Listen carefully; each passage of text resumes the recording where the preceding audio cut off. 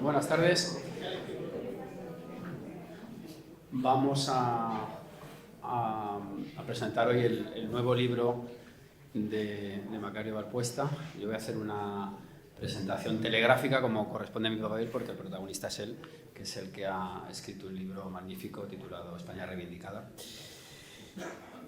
El imperfecto paraíso terrenal, que los subtítulos también dicen a veces más que el propio título, ¿verdad? Y entonces, bueno, pues me cabe a mí el honor de ser el maestro de ceremonias de una ceremonia que yo voy a ocupar el menor espacio posible, ya digo, y que me agrada muchísimo porque considero a Macario, pues aparte de un compañero que lo ha sido durante 2 años en un mundo difícil en el que nos hemos movido durante este tiempo, lo considero un amigo y también un maestro, por supuesto.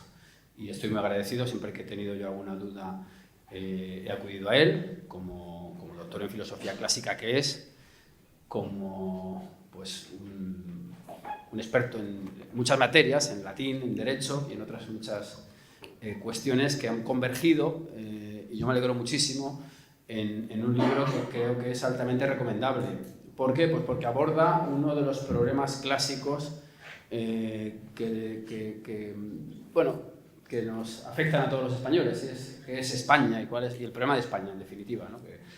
que es algo pues, que ha hecho brotar ríos de tinto y seguirán brotando estos ríos. Entonces, en ese sentido, a mí me ha parecido un libro magnífico el de Macario porque tiene una estructura casi enciclopédica. Tiene el clasicismo propio del autor y es que además este es un tema que tiene una pátina clásica enorme. Me ha recordado incluso a San Isidro de Sevilla, entre Laus Hispania, de algún modo, ¿no? De algún modo Macario ha hecho casi un ejercicio parecido en el inicio del libro y luego de una manera cronológica. No voy, por supuesto, a contar el libro, perdón, que deben ustedes leer y subrayar y anotar, porque es un libro muy enjundioso.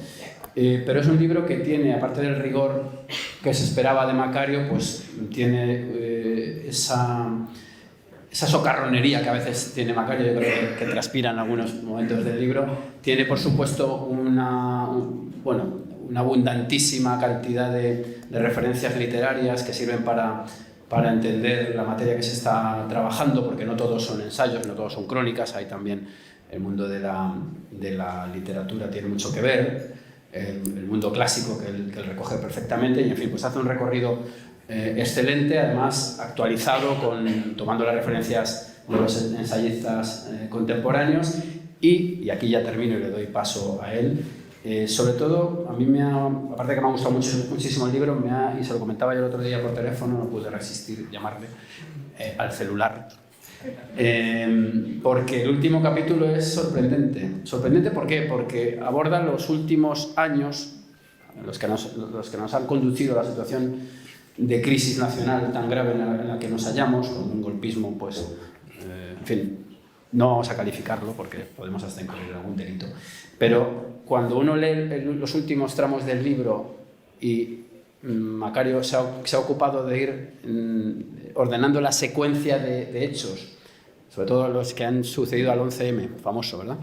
Y ve los cambios legislativos y ve cómo las causas y los efectos se siguen uno tras de otro, se queda uno tremendamente sobrecogido. Yo creo que son datos que todo el mundo conoce, pero que la ordenación le da un sentido pues que a todos nos interpela, porque yo creo que los que estamos aquí esta tarde somos firmes defensores de la nación española y, por supuesto, de su historia y de sus raíces. Y pienso que libros como el de hoy son verdaderas herramientas para la batalla ahora llamada cultural en la que nos hallamos. Así que nada, yo simplemente felicitar a Macario, agradecerle que haya contado conmigo para decir estas breves palabras y nada, darle paso y escucharle. Gracias, Macario.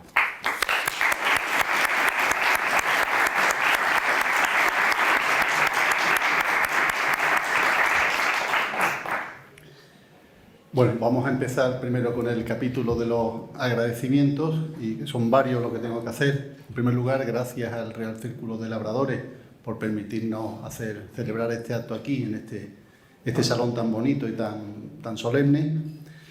Muchas gracias a mi amigo y compañero Iván Vélez, con quien hemos estado una mili, yo en concreto, una mili de 2 años en el Parlamento de Andalucía. Él se ha reenganchado. Y bueno, pues con el que he tenido una relación magnífica y la seguimos teniendo y esperemos que durante muchos años.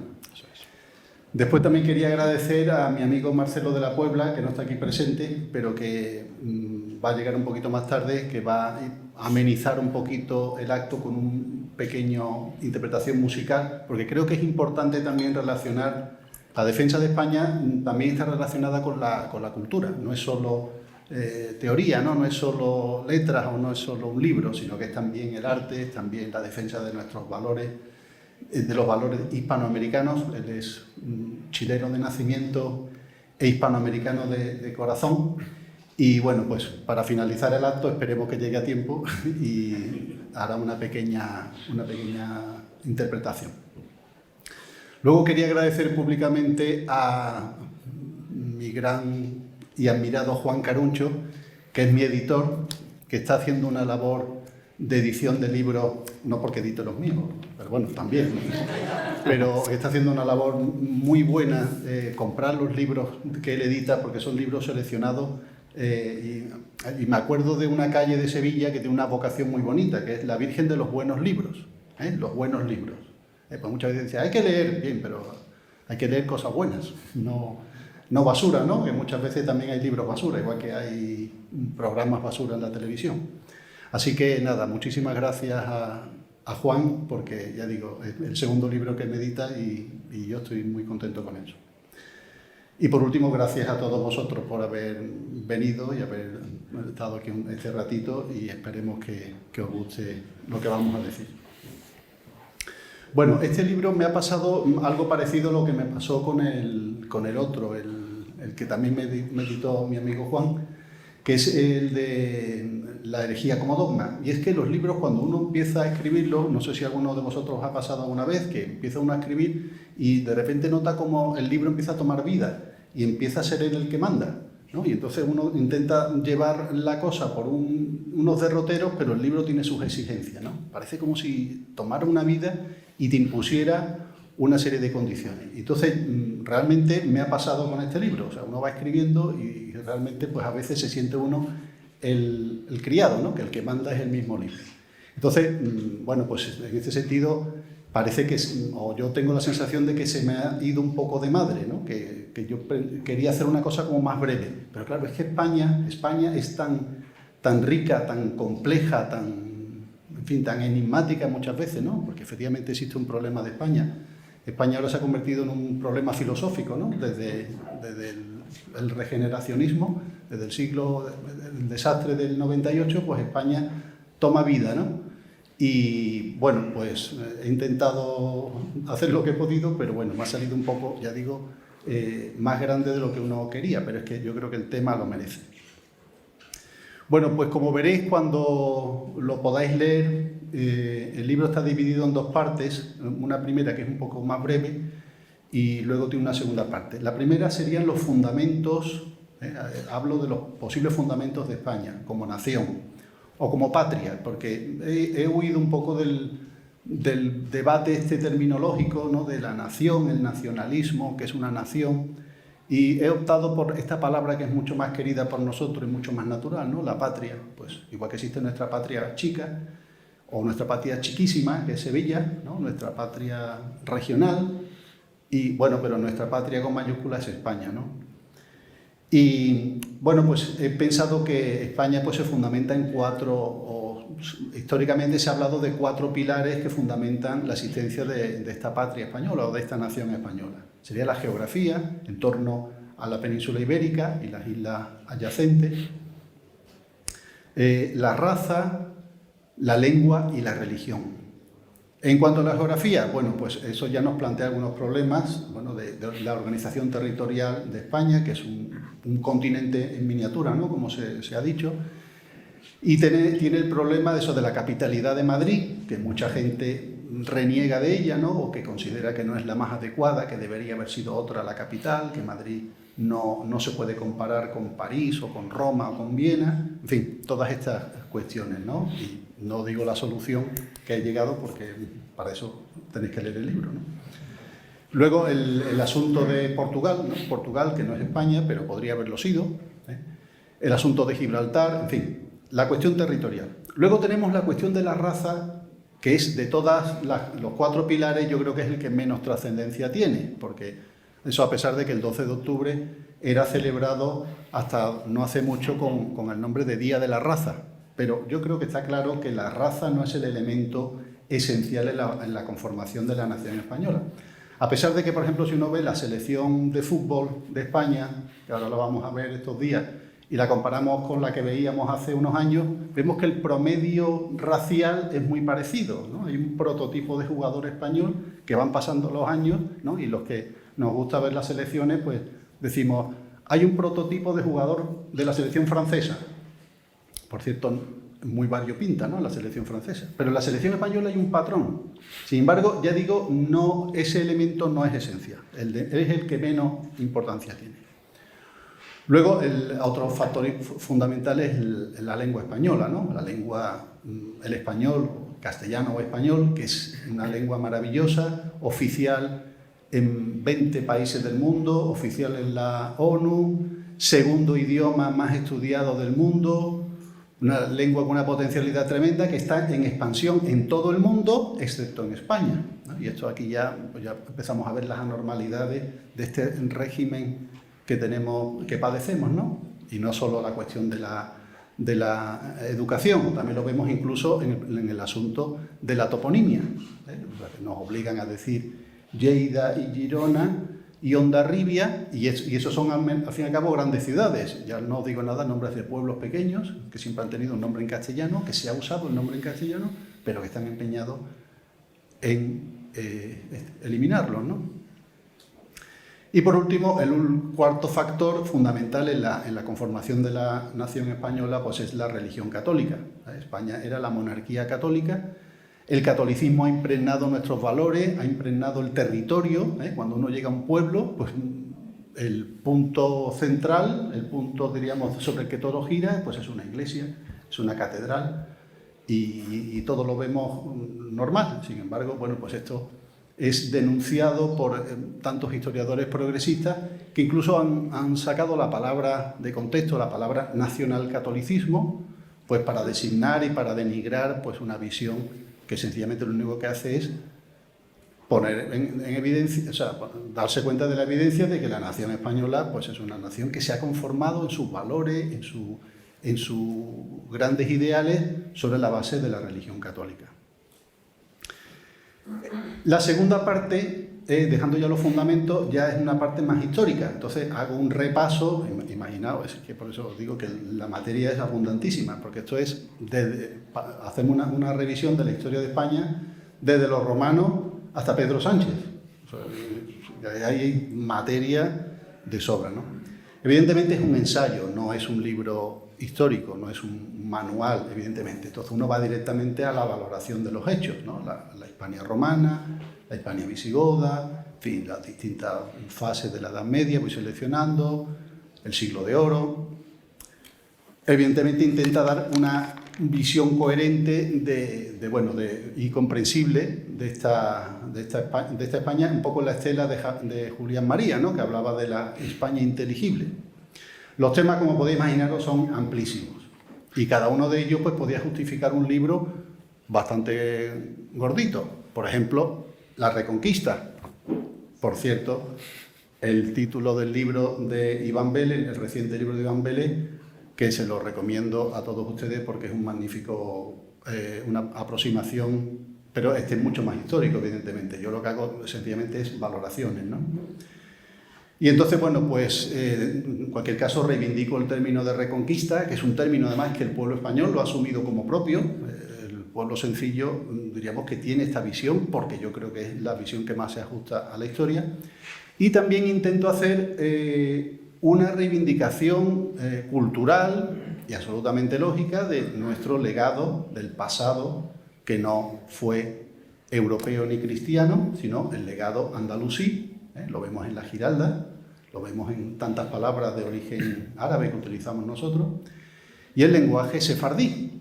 Y nosotros lo vemos como una aportación, y sinceramente no me importa decirlo, sería como una página de la España eterna, España plural y variada, que nosotros hemos asumido, pero desde un punto de vista cultural, no identitario ni mucho menos religioso, ¿no? Porque eso quizá fue lo que se nos echó en cara, ¿no? Que España, en el resto de Europa, nos decían en Italia, ¿no? El pecadillo. ¿Cuál era el pecadillo de los españoles? Pues que eran medio moros y medio judíos, porque teníamos antecedentes moros y judíos, por eso el problema de la pureza de sangre, ¿no? En fin, todas estas cuestiones son bastante arduas, pues intento, diríamos, pues ya digo, acogerlo, recibirlo, aceptarlo desde un punto de vista cultural, como lo hizo, por ejemplo, don Pedro el Cruel, que se construyó un palacio aquí en Sevilla con un estilo mudéjar, un estilo que no era el que nos venía de Europa, ¿no? Esa libertad de criterio, y eso no quiere decir que fuera criptojudío ni islamófilo, sino sencillamente que era un hombre elegante y tenía criterios estéticos independientes. Luego, por ejemplo, pues también hago un repaso por esta época dorada de la historia de España, que hoy en día está absolutamente olvidada, que es el siglo de oro, una cantidad de autores de primera fila que están totalmente olvidados en todos los planes de estudio.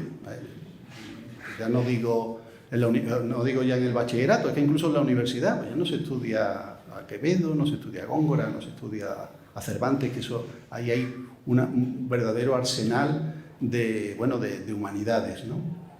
Y también reivindico esta escuela de la escolástica, ¿no? Esta escuela de teólogos juristas españoles que con una libertad de criterio sorprendente, pues pensaron sobre el derecho, pensaron sobre relaciones económicas y son muchas veces, pues se anticiparon a muchas de las ideas posteriores y realmente pues son muy poco valorados y muy poco conocidos. Tenemos que hacer un esfuerzo por acercarlo a la realidad. Luego también hago un repaso por un capítulo un poco triste de la historia de España, un poco del siglo XIX. El siglo XIX, como veremos ahora, yo creo que es la época en la que se rompe un eslabón, ¿no? Cuando España pierde un poco esa posición que tenía de los países más avanzados del mundo y se queda rezagada, se queda un poco atrás. Y entonces hay una polémica a raíz del famoso artículo de Nicolas Masson de Morvilliers, que es un señor francés que en la enciclopedia publica un artículo denigrando España, diciendo que España no ha aportado nada a la historia de la civilización. ¿Qué ha aportado España a la historia de la civilización? Pues nada, y especialmente en el ámbito de las ciencias. Bien, esto dolió mucho, evidentemente, a muchos españoles que se pusieron a intentar demostrar que España había aportado muchísimo, y no vamos a entrar en esa polémica, ¿no? Pero en el siglo XIX lo triste es que hubo un montón de españoles, como por ejemplo don Gumersindo de Azcárate, un político de la Restauración, o bueno, el mismo Manuel Azaña, bueno, que vienen a decir que efectivamente que España no ha aportado nada por culpa de la Inquisición, que aquí cualquiera que pensara un poquito, pues lo achicharraban vivo y ya con eso se acababa todo, esa funesta manía de pensar. Contra esto se enfrentó sobre todo nuestro gran personaje brillantísimo, ¿no? Que es don Marcelino Menéndez Pelayo, al que muchos toman por un retrógrado cuando es un hombre de una amplitud de criterio verdaderamente increíble. De hecho, quizás su obra más conocida, que es Los heterodoxos, la historia de los heterodoxos españoles, es una obra de juventud en la que él peca un poco de tener un criterio un poquito más estrecho, pero él mismo después, cuando es mayor, revisa un poco algunas de estas opiniones, ¿no? Y él defiende la existencia de una cultura española verdaderamente brillante. En todo caso, podemos decir que España ha sido una nación más de letras que de ciencias. Es verdad que hemos tenido más escritores, más poetas, más juristas, más ensayistas que a lo mejor, bueno, pues médicos o que ingenieros o inventores, ¿no? Pero bueno, cuando uno mira ya digo, mira con un poquito con lupa y revisa un poco, pues nos encontramos que a finales del siglo XVIII pues hay una escuela universalista española absolutamente desconocida y que tiene autores importantísimos, como por ejemplo Hervás y Panduro, padre de la lingüística comparada. Eso está reconocido por todos los lingüistas. El padre de la lingüística comparada verdaderamente científica es el padre Hervás y Panduro. Pero eso lo dice uno, pero no digo ya en el bachillerato, se lo dice uno a gente universitaria, a filólogos, no tienen ni idea. Y junto a él, pues estaban Juan Andrés, Antonio Eximeno, en fin, grandes autores de finales del siglo XVIII. Es verdad que el XIX es una época de decaimiento, pero es que incluso en pleno siglo XIX pues tenemos a Jaime Balmes, a Donoso Cortés y al que hemos nombrado antes, a don Marcelino Menéndez Pelayo, que son autores y muy conocidos fuera de España, ¿no? Luego ya, a partir de la época de la Restauración, viene una época que se ha llamado con justicia la edad de plata de la literatura o de la cultura española. No solo escritores, la generación del 98, la generación del 14, la generación del 27, pero con muchos científicos, con muchos, incluso inventores, como Torres Quevedo. Lo que pasa es que nosotros mismos no los hemos difundido. Entonces, gran parte de esta falta de autoestima se debe a que, diríamos que los españoles hemos ignorado nuestras propias glorias y hemos asumido de manera acrítica pues esta estúpida observación de este don Nicolás Masson de Montpellier, que tiene el nombre, lo de Masson puede ser que sea un verdadero, en fin, un vaticinio de por dónde va el tío, y realmente pues nos lo hemos creído con una ligereza tremenda. Luego, otro de los temas que trato, ya en la parte final, es el enfrentamiento entre las dos Españas, ¿no? Esto es un tópico literario, ¿no?, de que hay dos Españas, una España tradicional, diríamos, católica, una España, diríamos, podemos llamar con terminología siempre insuficiente, pues conservadora o tradicionalista, o que, pues frente a ella hay una España nueva, una España revolucionaria, una España que reniega del pasado, una España que podemos decir europeizadora, pero que ni siquiera imita valores de Europa, sino que es destructiva, revolucionaria, ¿no? La idea. Bueno, y junto a ellas, estas dos, pues se habla de una tercera España, que es la España conciliadora, que intenta, termino la frase, que intenta tender puentes, que intenta, diríamos, convivir, la tolerancia, ¿no? Bueno, pues estas tres Españas pues han dominado en los dos últimos siglos, y yo intento hacer un pequeño balance de qué se debe a la primera España o cómo podemos valorar los regímenes inspirados un poco en la primera España. ¿Cómo podemos valorar los de la segunda España y cómo podemos valorar los de la tercera España? Lo que pasa es que yo tengo ya una edad, que yo cuando se puso la Constitución de 1978, aquí hay gente de mi quinta, pues estábamos todos creyendo que España había entrado en el final de la historia. Pues ya se acabó la guerra civil, se acabaron los enfrentamientos, ya todos éramos tercera España. Además ya en Europa nos acogían como si fuéramos uno más, cosa que a algunos les parecía un honor inmerecido. O sea, por fin España dejaba de ser África y, bueno, pues por eso da tanta rabia que ese régimen, con todas sus deficiencias, porque efectivamente la transición fue, muchos de los lodos que tenemos venían de aquellos polvos, pero ya entonces, nos creíamos que habíamos alcanzado el nirvana, ¿no? Y vemos cómo no, vemos cómo la segunda España pues está diríamos, renaciendo y está metiendo, en fin, todo tipo de abrir nuevas heridas y buscar nuevas. Bueno, por otra parte, el libro, otra cosa que hace es poner a España en el contexto de las 5 grandes naciones europeas, digamos, naciones naturales, que no se deben a un nacionalismo impostado, sino que son, diríamos, son fruto de la historia. Francia, Inglaterra, o el Reino Unido si queremos, pero es Inglaterra la que aglutina esa nación, Alemania, Italia. Y a eso podríamos añadir Grecia, pero Grecia queda en la Europa oriental que no era católica, ¿no? Y hago una especie de comparación que muchas veces parece que es como decir, bueno, nosotros tenemos nuestra leyenda negra, pero ellos también tienen muchas cosas que se les podría recriminar, ¿no? Y no se trata de, en fin, de denigrar al vecino para decir que nosotros somos buenos, sino de poner las cosas en su contexto, ¿eh? Hoy da la impresión de que el único que tuvo imperio, el único sitio donde había esclavos, pues parece que era España, ¿no? Bueno, mire usted, en otros imperios pues hubo esas cosas y otras incluso bastante peores.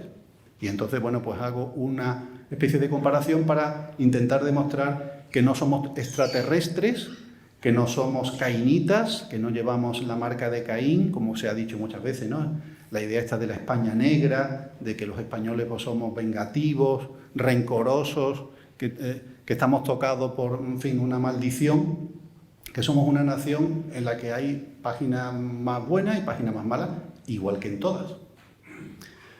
Por tanto, he intentado huir de la leyenda rosa, ¿no? Me cuido mucho de decir que en España todo lo hemos hecho bien y que España ha sido siempre un paraíso perfecto. No, pues el reino de Dios todavía no ha llegado a la tierra y aquí ha habido, pues como en todos sitios, pues cosas malas, ¿no? Incluso me he permitido un capítulo hablar sobre algunos defectos de los españoles, algunas cosas que efectivamente es posible que no hiciéramos bien. Evidentemente, por ejemplo, pues no haber sabido crear en un momento dado, pues diríamos una clase media o una burguesía. Solo teníamos la clase de los hidalgos, ¿no? En el siglo de oro, pero esa clase, diríamos, que es activa y es competente, podríamos decir, en el siglo XVI, en el siglo XVII decae, ¿no? Se convierte en el lindo, ¿no? El lindo don Diego, ¿no? Como la obra de Agustín Moreto, y luego se convierte en el petimetre en el siglo XVIII, ¿no? El tipo vago, ¿no? El tarambana, señorito tarambana, esa clase media a la que es la que generalmente saca adelante los países, ¿no? Porque son los emprendedores, son los que pues, buscan riqueza o saben hacer riqueza o, diríamos, marcan el rumbo de la nación, pues se nos anquilosó. Y yo creo que hasta el siglo XX pues, hemos tenido hay un déficit, ¿no? Luego, también a lo mejor nuestra presencia en América, en el sentido, pudo tener algún inconveniente en el sentido de que realmente España colonizó tierras en las que abundaba el oro y sobre todo la plata. Había mucha plata en México, había mucha plata en Perú, ¿no? Entonces diríamos que la corona se acostumbró a un dinero relativamente fácil, que los mismos autores del siglo de oro nos demuestran que no se invertía bien en España, ¿no? Sino que esto iban para pagar guerras, guerra contra los protestantes, guerra contra el turco, guerras defensivas de Europa, y por cierto esto se le podría responder al famoso don Nicolás Masson de Montpellier. ¿Qué hizo España? Pues salvar Europa, ¿no? En un momento dado, pues varias veces, efectivamente, frenó el expansionismo turco en el este de Europa, que a España además le cogió un poquito lejos, pero España asumió generosamente esa labor. Pero en fin, yo creo que el principal pecado español pues ha sido esta asunción de manera acrítica y de manera absurda de la leyenda negra, que es a la vez anticatólica y antiespañola. Evidentemente, a medida que va uno avanzando en el libro, diríamos que los capítulos van surgiendo más cosas, ¿no? Y por tanto se va todo complicando un poco. Y entonces, bueno, pues yo creo que podemos decir sin el menor temor a equivocarnos que el momento en que se quiebra ese proceso es el siglo XIX. En el siglo XIX entramos mal y salimos peor. O sea, fue una sucesión de catástrofes, ¿no?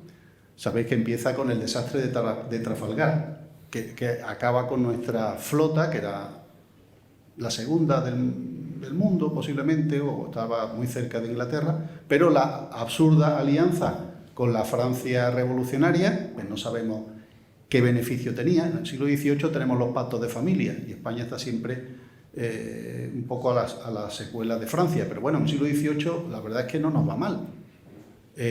Todo se quiebra en nada más empezar el siglo con la derrota de Trafalgar. Luego tuvimos la invasión napoleónica, que aquello fue es que cuando uno ve los detalles de lo que supuso la invasión napoleónica, fue una sangría demográfica brutal. O sea, se arrasaron todas las fuentes de riquezas.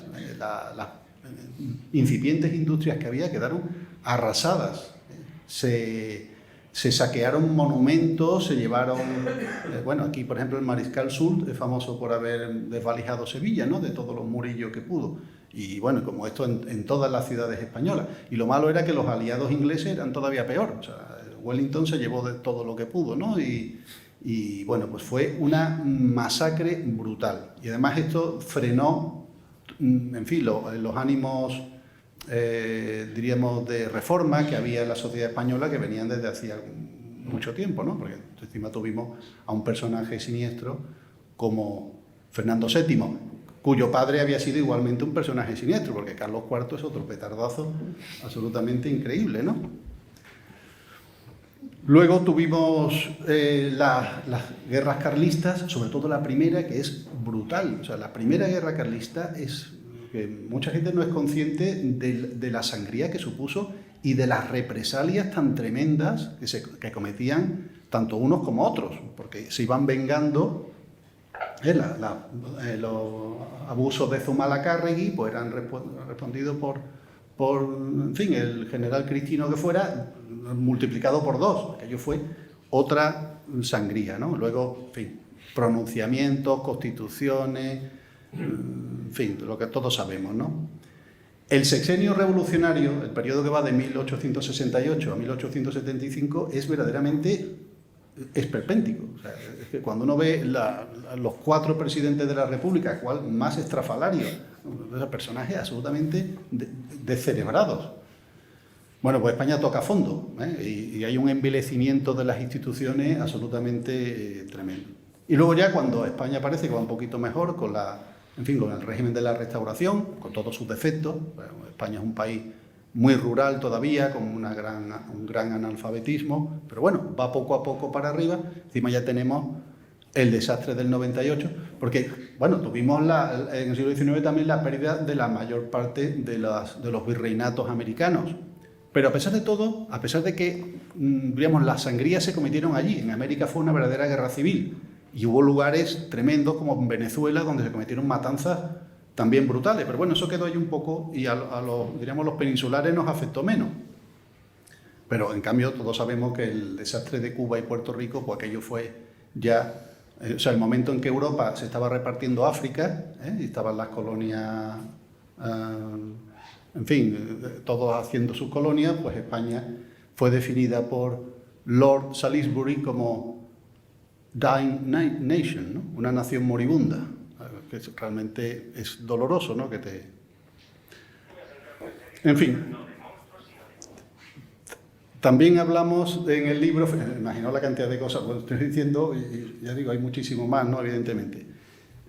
Además, esta época tenemos el regeneracionismo, que también es muy ambiguo, porque en muchas cosas parece darle la razón a los que decían que España no tenía cura, que España no tenía remedio.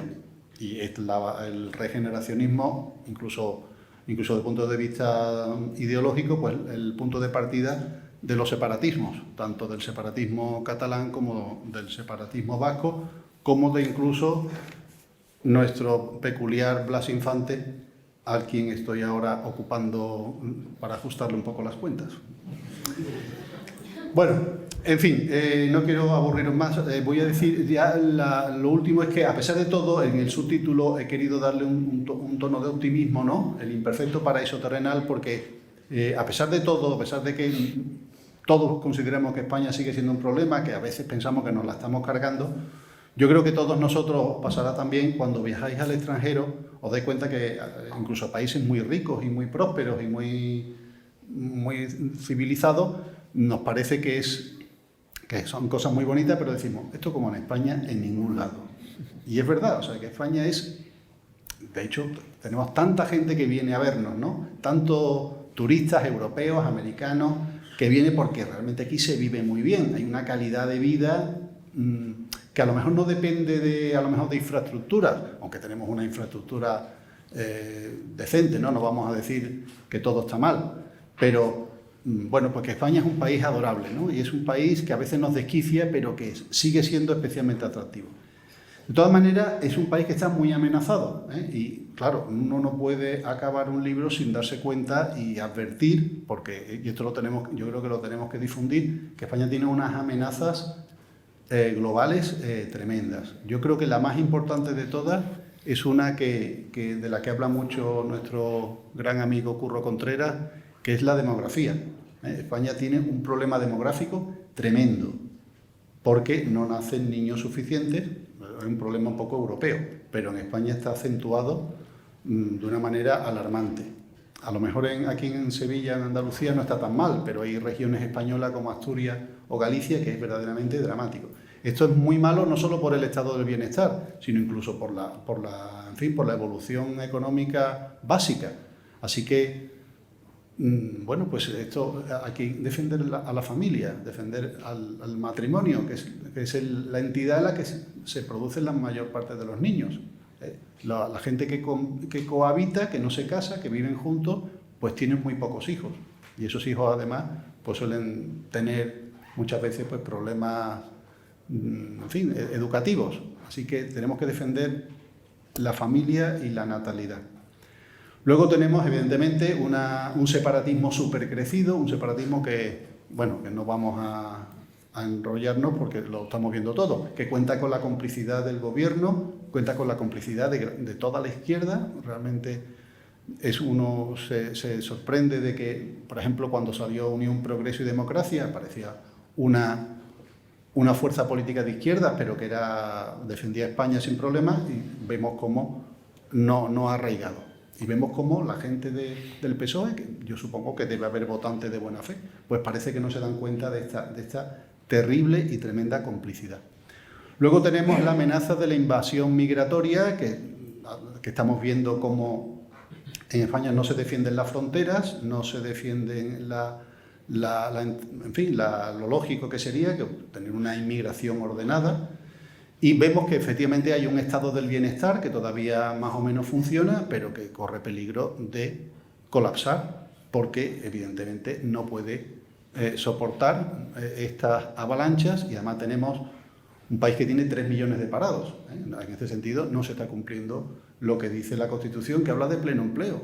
O sea, la Constitución dice que la política económica debe tender al pleno empleo, y en España tenemos 3 millones de parados y encima, pues, ya digo, hay un estado del bienestar absolutamente desmesurado, que yo entiendo que hay que ayudar a los parados, pero claro, si el incentivo por trabajar hace que la gente prefiera cobrar el subsidio, pues tenemos un problema gordo y los gastos van subiendo. Estamos viendo ahora con la sanidad, una población envejecida, una población que demanda más servicios de sanidad, y cada vez la población activa es más pequeña, pues el tiempo va pasando y veremos a ver hasta dónde llegamos.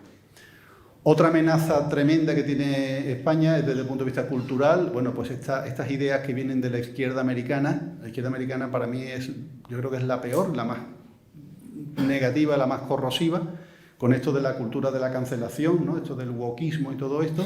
Y claro, si todo el pasado de Europa es una época de machismo, de oscurantismo, ya la historia de España no os digo nada. O sea, la historia de España ya es Inquisición, imposición del catolicismo. Es decir, tenemos un problema también porque esto está llegando ya a nuestros jóvenes, esto está llegando a nuestros niños que no estudian historia de España, y a veces casi mejor que no la estudian porque les meten este tipo de salvajadas, ¿no? En el contexto de una Europa pues que está muy desorientada, una Europa que, bueno, pues está, diríamos, enredada en estas cuestiones de la hipersexualidad, porque todo esto del género, todo esto de la cultura trans, ¿no? Esto del solo sí es sí, si dices tal vez, a lo mejor no es sí, todo este tipo de leyes absurdas, pues todo esto es por la hipersexualización de las relaciones, ¿no? Y luego la histeria climática, que evidentemente hay que mirar por el medio ambiente, hay que tratar de contaminar lo menos posible, pero que estamos viendo cómo esta locura, este alarmismo climático, pues nos está llevando a que haya que pensarse en encender la luz o poner la calefacción. En definitiva, es un libro, ya digo, de batalla cultural. Es un libro que pretende defender a España, que por tanto, por supuesto, son aportaciones que yo creo que tenemos que asumir como una bandera, porque somos españoles y queremos que nuestros hijos pues vivan en un mundo en el que la prosperidad no se dé por hecha, porque la prosperidad no se puede dar por hecha. La riqueza, la prosperidad, las cuestiones económicas del dinero, que para muchos son cuestiones secundarias, pero que también tienen su importancia, evidentemente, se crea con talento y con esfuerzo. Se crea levantándose temprano por la mañana y trabajando. Entonces, bueno, pues todos estos valores, que son los valores españoles, los valores que siempre hemos tenido, la dignidad de la persona humana, la defensa de la familia, la defensa de los derechos que son verdaderamente derechos, no de los neoderechos que se están inventando estos descerebrados que nos gobiernan. La idea de que para tener derechos pues hace falta también ser consciente de tus deberes, ¿no? Y de tus obligaciones, que se espera algo de nosotros, que el ser humano abandonado a sus instintos pues es un pobre hombre, porque todo se consigue a base de esfuerzo, de cultura, ¿no? Necesitamos, el buen salvaje es un mito, sino que tenemos nosotros que civilizarnos, y eso supone siempre esfuerzo, ascesis incluso, ¿no? Defender la cultura tradicional, porque está cambiando también incluso el paradigma cultural, ¿eh? Eso se ve incluso en los concursos televisivos, si veis Saber y Ganar, ¿no? Y todos estos programas, fijaros que cada vez preguntan cosas de cultura que uno dice, bueno, pero eso es cultura, porque hoy día se le llama cultura, ¿no? Cuando sale Antena 3, cultura europea, y es una película que es un bodrio absolutamente impresentable. Vamos a defender la cultura, pero la cultura es el arte, es la arquitectura, es la pintura, es la poesía, es la ópera, es el flamenco, cultura popular, también la tenemos que defender, lo nuestro, es la tauromaquia. Y ya digo, no dar por hecho que vamos a seguir siendo prósperos si nos estamos cargando la base de nuestra prosperidad y de nuestro futuro. Muchas gracias.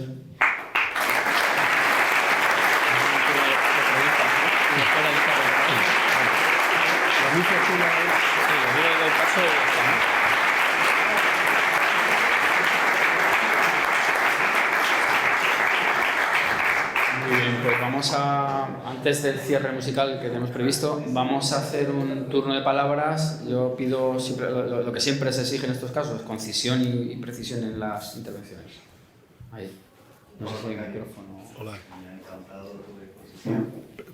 Un segundo, creo que hay un micrófono.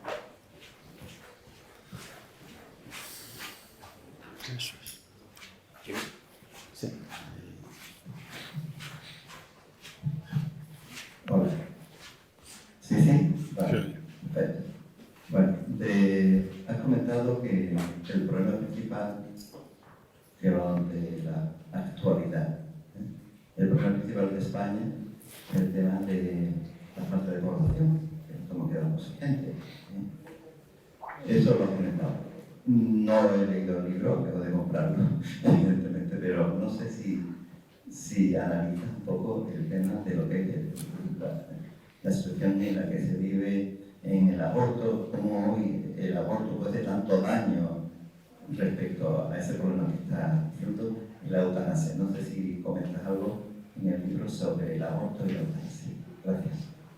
Bueno, esto es lo que San Juan Pablo II decía, ¿no? De la cultura de la muerte. Pues estamos cosechando lo que se lleva sembrando desde hace 30 o 40 años, ¿no? Que es ataques a la vida al principio y al final. Y bueno, todo esto lo relacionamos con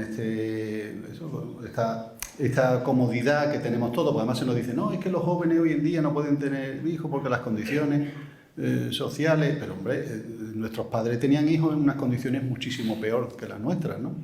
Y bueno, pues hay un deseo de vivir una juventud eterna, de no tener compromiso, y efectivamente yo comprendo que es muy difícil, porque yo lo veo, o sea, yo lo pienso, si yo tuviera ahora esa edad, comprendo que además cambiar los hábitos de las personas es dificilísimo, pero bueno, lo primero es hablar del problema. Es que cuando en el Congreso de los Diputados se habla del reto demográfico, El problema es que hay mucha gente en Madrid y que está vacío Teruel. Por tanto, vamos a llevarnos madrileños a Teruel. Entonces, bueno, eso puede ser un problema, pero eso es secundario. Pues si es atractivo vivir en Teruel, la gente vivirá en Teruel. El problema es que por lo menos hay que empezar a hablar, oye, de que... Y además yo creo que desde la política pues se puede... Hay dinero para todo y no para lo más importante. Vamos a apoyar a las personas que deciden tener hijos, que ser una familia numerosa pues sea atractivo, porque haya muchas ayudas. Por lo menos empezar a hablar de eso. Que ya digo que otros países lo están intentando y los resultados son lentos. En Hungría se están consiguiendo cosas y en Polonia. Pero por lo menos vamos a hablar de eso, y de esto solamente en el Congreso de los Diputados, pues solamente hay un partido que habla de eso. No diré más. Buenas noches, Macario. Enhorabuena por el libro. Yo en este razonamiento totalmente lógico, pero lo que sí me atrevería a decir es que para que tú con la familia empiece desde el principio, tendría que empezar por la labor de los padres. La labor de los padres no me refiero a la educación, sino saber lo que votan. Porque tú no puedes pedir, como digo yo a algunos, una educación cristiana de valores si después estás votando un programa en el cual hay eutanasia, aborto, memoria histórica, etc. Entonces no podemos pedir a un castaño que demuestre. Un ejemplo, o sea que hay que empezar por los padres. Aprender a votar, pensar más en la patria y en los valores, que al final es lo que nos va a llevar a lo que hemos conocido de siempre. Y claro, por eso la familia numerosa hoy en día no está primada, sino se prima la repoblación con asaltavallas, y entonces el esfuerzo del español no está premiado. Está premiado el individuo que no aporta nada a la patria. Y yo creo que ahí, en el tema ese, es donde se mueve la base para llegar a lo que tú dices. Y me parece correcto, ¿no? Gracias.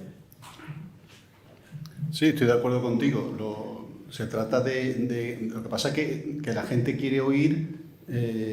o sea, a la gente no le hables de obligaciones y de deberes, porque le parece que eso es recordarle, en fin, la realidad, ¿no? La gente lo que quiere oír son derechos y que el Estado se va a ocupar de ti, que no vamos a dejar a nadie atrás, cuando sabemos que, bueno, pues lo estamos viendo, ¿no? Como cuando en estos casos, pues siempre es el pueblo sencillo el que sale perjudicado.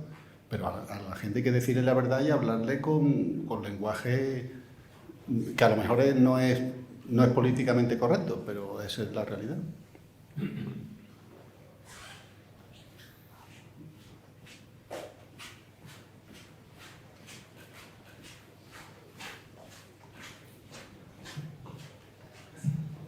Buenas noches, Cario.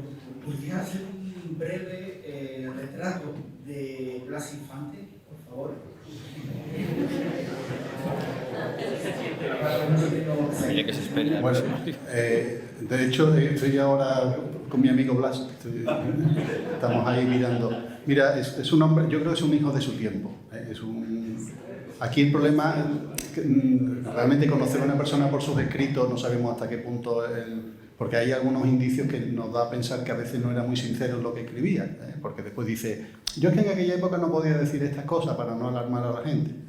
Entonces, bueno, es un hijo de su tiempo. Él tiene ideas regeneracionistas muy negativas, o sea, España es un problemonazo, y España, o sea, claro, plantea como regeneración de España, pues volver al pasado andalusí, cuando aquí había, o sea, a los perros los ataban con longanizas, ¿no? La España musulmana era, según él, era un paraíso terrenal. Bueno, con longanizas a lo mejor no es el caso. No, longanizas no, porque son efectivamente, eran longanizas de cordero.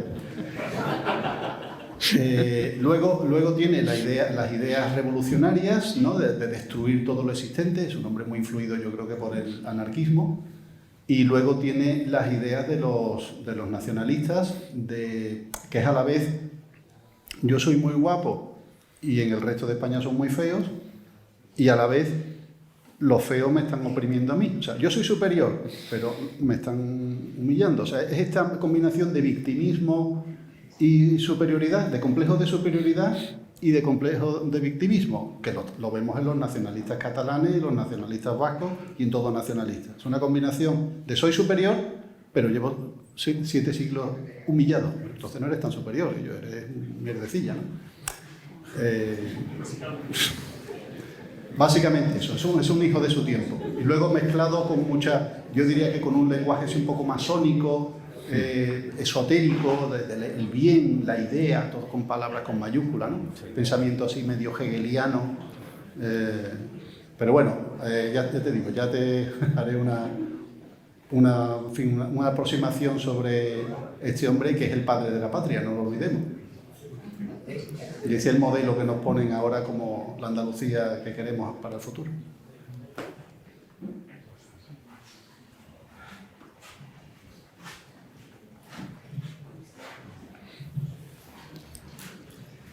Buenas noches, Macario, y mi enhorabuena por este nuevo libro que hoy presentas. Y quería pedirte una reflexión sobre lo que estoy pensando, ¿verdad?, en este momento. ¿Y será que lo que se está enseñando hoy en día es un modo concepto sobre lo que es el amor? Porque cuando uno ama y sabe lo que es el amor, sabe lo que es amar a su familia, a sus hijos, a su patria. Y yo creo que eso se ha tergiversado, por lo menos se ha cambiado el sentido, y hoy en día la gente ya no reconoce el amor como tal. Y es un amor egoísta, es decir, uno se ama solo a sí mismo y está educado en ese sentido. Por eso es que creo que hemos perdido, yo por ejemplo que soy un extranjero, pero siento a España como mi patria, porque me ha acogido, tengo hijo nacido aquí en España, y yo vengo de una cultura donde todavía esos valores, el de amar a uno mismo, pero representando a los demás, es tal vez la diferencia que estoy notando en España. Es una reflexión que quería compartir con todos y no sé si qué piensan al respecto, ¿verdad?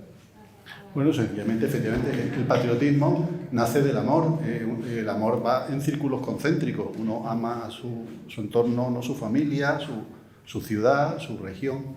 Y el nacionalismo es una perversión en el sentido de que introduce un enemigo, ¿no? Introduce que el amor a los tuyos es a la vez enfrentamiento con el otro, ¿no? El diferente, el que te está oprimiendo. Pero además una opresión absolutamente inventada, porque lo vemos en los nacionalismos españoles, que son todos carroñeros, porque todos nacen de una depresión, nacen de la depresión nacional y nacen de la exageración de esa España negra, ¿no? de esa leyenda negra que los españoles asumen como propia, y de ese negativismo, porque si lo natural es tener una patria noble y tu patria resulta que desde Atapuerca ya viene arrastrando la decadencia, pues uno lo que hace es romper con ella y buscarse una patria. Oye, son las 9:05. Yo creo que deberíamos pasar, vamos, si os parece, hacemos alguna pregunta más. Hay una más por ahí pedida. Vale, hay una ya pedida y debemos pasar al cierre musical, que ya digo que es muy importante porque nosotros valoramos la defensa de España también en la defensa de la cultura hispánica y del arte y de de nuestro modo de ser, ¿no? Nuestro modo de vivir. Sí, buenas noches. Aprovecho vuestro trabajo de charla para decirle que el libro ya lo conocía, porque he leído buenas partes de él, por razones que todos sabemos, pero sí aprovecho para decir a la mayoría que sigo a Macario desde hace muchísimos años y yo cada vez que lo leo como un bolígrafo y un papel, porque voy anotando expresiones, escribe muy bien, lo sé de primera mano. Era una reflexión primero que comparto con todos y les invito a que me imiten, pero la pregunta es la siguiente.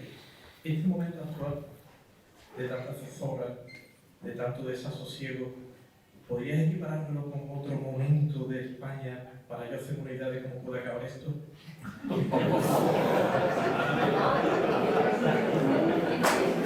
Bueno, mi carnet de pitonizo todavía no lo he sacado, pero evidentemente España ha pasado momentos muy negativos, ¿no? En mucho sentido, el régimen del 78, yo lo comparo un poco con el régimen de la Restauración. Tiene algunas cosas parecidas, pero claro, hay factores que son absolutamente nuevos. Y entonces, claro, esto que decimos de la demografía, en la Restauración nacían niños como chinches, vamos, de hecho había mucha mortalidad infantil. Entonces era una población joven y pujante, ¿no? que lo cual llevaba a más actividad social. Actualmente nosotros somos una sociedad de viejos. cada vez más, cada vez menos jóvenes, y los jóvenes además están en sus movidas juveniles, que los tienen atontados con, en fin, con estas cosas de la botellona y tal. Entonces, se dice que una de las razones por las que el proceso ha fallado es porque lo han hecho los yayoflautas, ¿no? Lo han hecho. Eso son gente que no está dispuesto a morir o sea, está un ratito, ¿no? Pero después ya el tío se va a su casa con su nieto, con su coletita, pero con su nieto. Bueno, parece que pasemos ya al número musical y ya cerramos el acto. ¿Os parece? Muchas gracias. Bueno, os presento a Marcelo de la Puebla, es chileno de nacimiento, gran músico.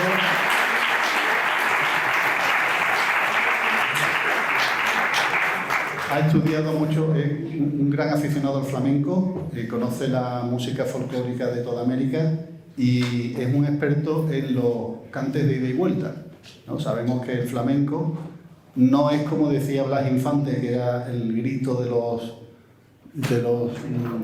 musulmanes, ¿no? de los campesinos, los felag menku, decía él, que son los jornaleros, ¿no? De la época de los moriscos, ¿no? Sabemos que el flamenco surge en el siglo XIX, surge en un contexto más bien urbano, antes que rústico, aunque por supuesto hay cantes de siega y de este tipo de cosas, pero el flamenco nace mucho en los puertos, ¿no? Nace en Cádiz, nace en Jerez, nace en Sevilla, que también tenía su puerto, y de ahí se va difundiendo por todo el territorio, ¿no? Y por toda España, no solo en Andalucía. Entonces, bueno, pues es Blas Infante dice eso, que el flamenco es un canto de protesta contra la opresión castellana, en fin, digo, de locuras cuando sabemos que surge a principios del XIX, cuando en el Cádiz de 1812, ¿no? Y que había un ambiente, o sea, imagina una ciudad asediada por el mejor ejército del mundo y allí la gente de cachondeo cantando con las bombas que tiran los fanfarrones, se hace la gaditana tirabuzones, ¿no? O sea, y ya digo, es una música, una expresión cultural que tiene muchísima relación con los puertos y con los cantos que venían de América. Y él lo ha estudiado y va a hacernos ahora una pequeña demostración de algo de un cante de ida y vuelta.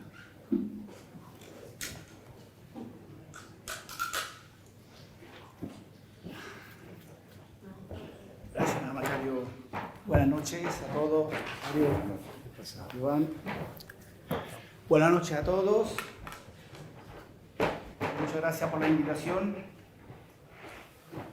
Antes de hablar de los estilos de ida y vuelta, que en realidad van más allá del flamenco o son más antiguos que el flamenco. Antes de hablar de los estilos de ida y vuelta, tenemos que hablar del origen. Se suele decir que la conquista de América se hizo con la espada y la cruz. En realidad se hizo con la cruz y con la guitarra. La música fue un elemento muy importante para unificar a los pueblos. Y yo pienso que nuestras músicas hispanoamericanas, tanto las de aquí como las del otro lado del charco, son las más universales, son las que más se escuchan en el mundo, las que más se aprecian, a pesar del bombardeo mediático anglosajón. En realidad, lo que realmente gusta, yo lo he comprobado, porque yo he sabido de la existencia de peñas flamencas en los lugares más increíbles. Les puedo decir que hay hasta en Vladivostok, en Siberia. Yo les puedo hablar de la existencia de academias de bailes caribeños también en los lugares más increíbles. Entonces, nuestra música es la más universal. Es la que es capaz de expresar todos los sentimientos humanos. Hasta lo más terrible es expresado y trascendido en una tragedia que se canta y se baila. Lo tenemos en el flamenco, que es el mejor ejemplo, pero el tango argentino también es así, y otros estilos musicales. Entonces, los primeros barcos que cruzaron el charco junto a estos aventureros castellanos que no sabían si iban a volver a casa, también fueron llevando viejos romances castellanos, toquillos de guitarra, de vihuela, más precisamente, danzas. Estas danzas, estos estilos castellanos fueron reinterpretados, tocados en la guitarra por manos americanas de todas las razas, hasta transformarse en nuevos estilos, los cuales volvieron al puerto de origen y se fundieron en el folclore español. Y la verdad que esto empieza mucho antes que el flamenco. Por ejemplo, gran parte de los estilos del barroco, las danzas barrocas españolas, son de origen hispanoamericano. Pues todo lo que venía de América estaba de moda en España, y todo lo que venía de España estaba de moda en Europa. Así, la zarabanda, la chacona, son estilos hispanoamericanos que fueron interpretados por los compositores más destacados de toda Europa, Juan Sebastián Bach, por citar solamente uno. Hay un estilo en particular que se podría considerar como una de las danzas más importantes de la historia de la música universal. Me refiero a la folía, las famosas folías de España. Es simplemente un bajo de danza, ahora les daré un ejemplo antes de interpretar, sobre el cual se improvisaba, se prestaba para la improvisación. Y entonces los mejores compositores se lucían improvisando y después componiendo sobre las folías de España. Tenemos la famosa folía de Vivaldi, de Antonio Vivaldi, compositor, como sabemos, italiano. Tenemos también la Variación sobre les Folies de España, del compositor francés Jean-Baptiste Lully. Y seguimos hasta el siglo XX con las monumentales variaciones y fugas sobre la folía de España, del compositor mexicano Manuel María Ponce, para guitarra, la cual fuera grabada y estrenada por el maestro Andrés Segovia, allá por los años 30 del pasado siglo. Y más recientemente, en el año 2017, el compositor cubano Leo Brauer compuso otras monumentales variaciones sobre la folía para guitarra y bandoneón, titulada La folía a través de los siglos. Voy a mostrarles ese bajo de danza para que se haga una idea, y a continuación seguiré con una folía compuesta por Gaspar Sanz, compositor español del barroco.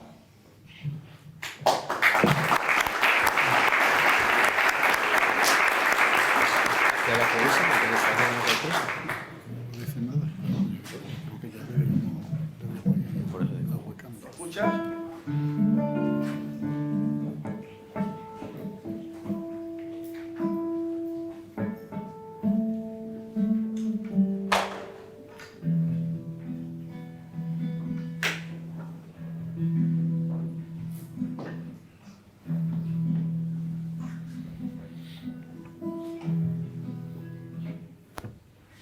El bajo de danza es el siguiente.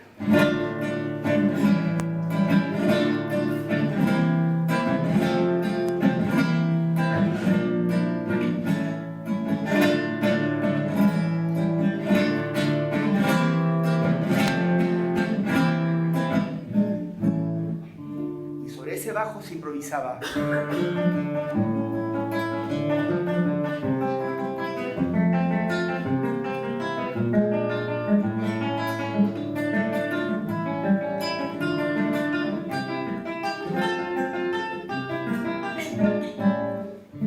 Ahí tenemos un ejemplo.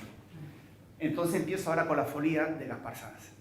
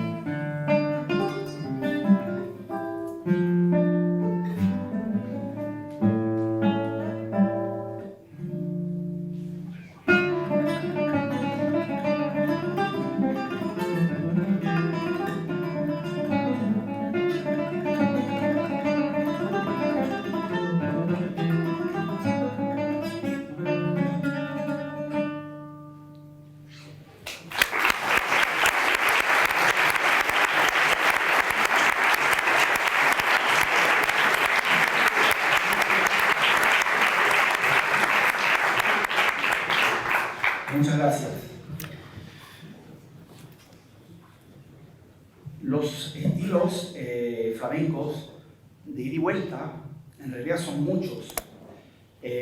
Lo más conocido, siempre se conoce, por ejemplo, las colombianas, las guajiras, las milongas, etc. Pero resulta que el fandango también es de origen hispanoamericano. Lo que pasa es que llegó mucho antes. El diccionario de autoridades de 1735, si no me equivoco, lo define precisamente como un baile introducido por los que han estado en los reinos de Indias. Y otro de los estilos flamencos de origen hispanoamericano es la petenera. Y sin embargo, no se suele considerar como tal y yo ignoro la razón. La cosa que fue introducida en Cádiz, cuando era uno de el segundo puerto de India, de América, a principios del siglo XIX, procedente desde Veracruz, México. Y en realidad la petenera se canta y se baila en muchas regiones mexicanas. El nombre petenera proviene del gentilicio de Petén, una de las provincias más grandes, bueno, de hecho es la provincia más grande de la actual Guatemala, que fue parte del gran virreinato de la Nueva España.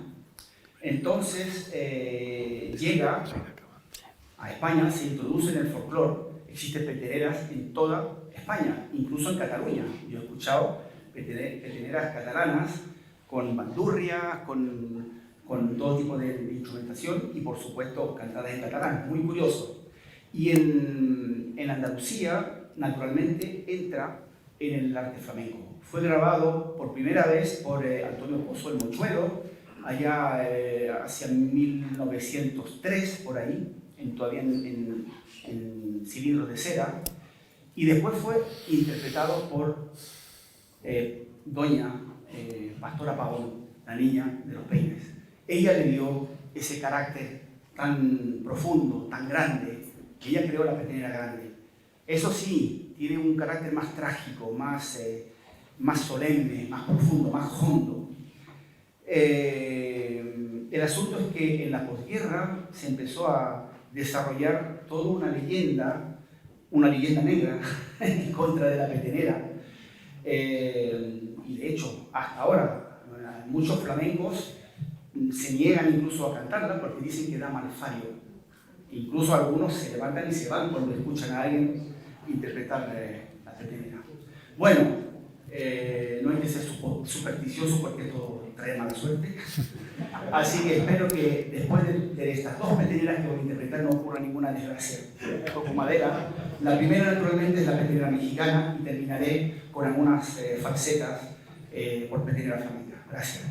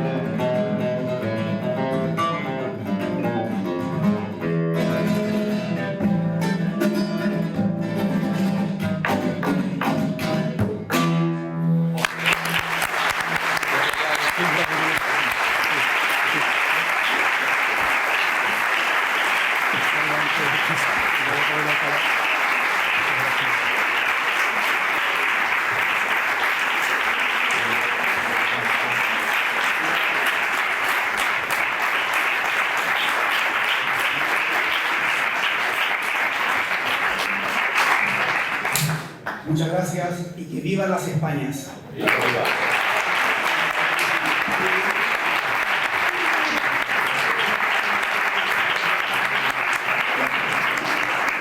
Bueno, pues agradeciendo la presencia y la atención prestada, cerramos el acto y emplazamos a Macario a presentar el libro de Blas Infante cuando esté, ¿vale?